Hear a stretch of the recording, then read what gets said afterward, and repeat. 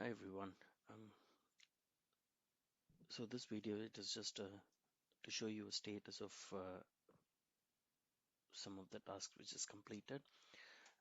So before going into this and letting you know what we have completed, so here is a topology which we are working with. So all the 4 clients here, all the both the servers, both the clients are up and running. So what we have done here is this is the Swansea domain controller, and you can see that I have added this machine to the domain. So you can see if I just go to my local server here, so this is the status of the computer. So the name of the computer is here, it's a tech.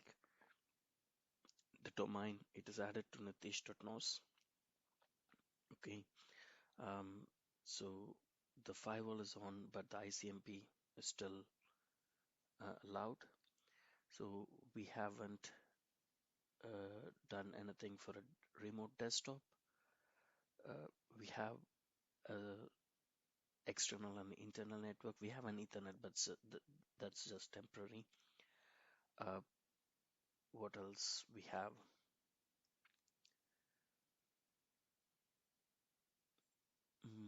Yeah, that's it. Okay. The same way when we go to the L server, the London server, you could see that it is now part of nitish.nos, but it is in a child domain, which is ld.nos, ld.nitish.nos. As the same, it is connected with external London and internal London. And yeah, so let's go to the client. I have added the client, but I haven't worked on the users. We haven't created the users kind of things, so it's fine. I'm still logging using the local users. However,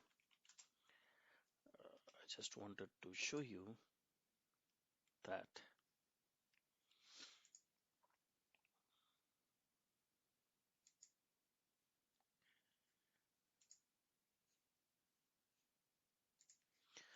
yeah, it's logged in. So I just wanted to show you that this the clients are also part of the domain now. So let's go to the system, and you should see that it's L client is part of ld.nitish.nos, which is a domain. So if we can just maximize it, go to advanced system settings and computer name, you could see that it is in ld.nitish.nos domain. So the same way for this client, the Swansea client, if I could open, go for advanced system, and you could see that it is a part of nitish.com. So nitish.com, this is what we are working on to do. So what are the things we have done here so far?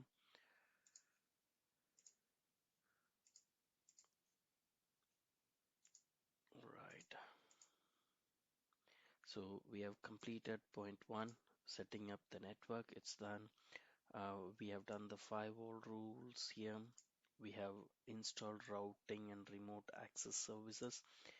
We haven't configured site-to-site VPN. Just before configuring site-to-site VPN at this moment, I just wanted to show you about using routing protocols. So instead of this, we have still established connectivity from this machine to this machine, or from this network to the other network, vice versa. We can just check that as well. So if we go to L client, and if I'm just going to try and ipconfig, so you could see it's 192.168.2.2, and if I'm going to ping 192.168 1.2, which is the client, I can successfully ping.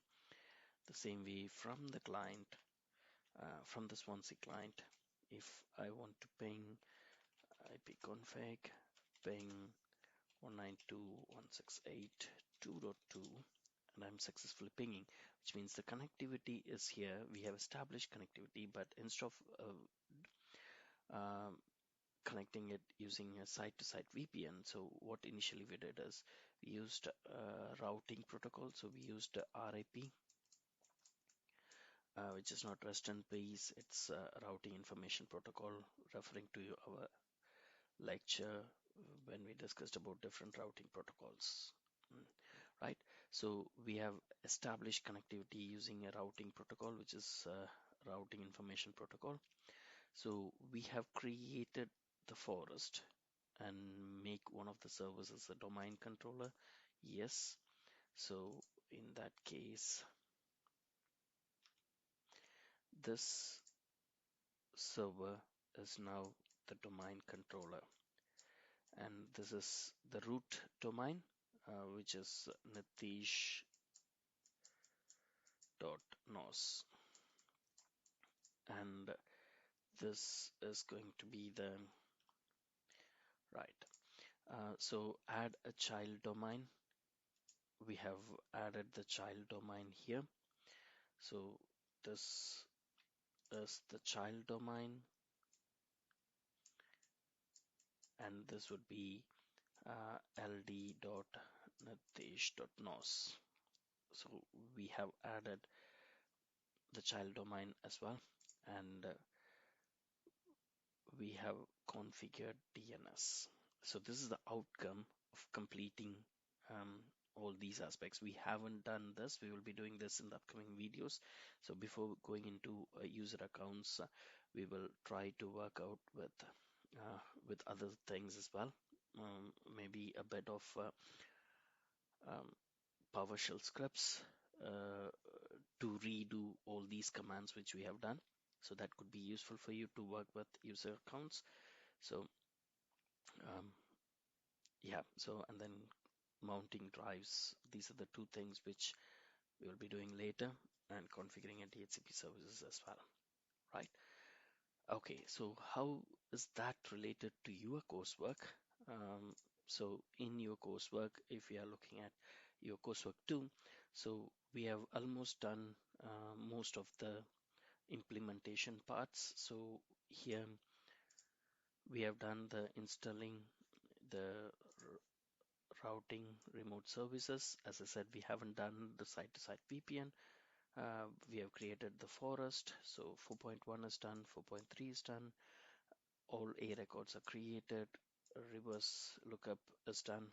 So 5.1 is done, 5.3 is done.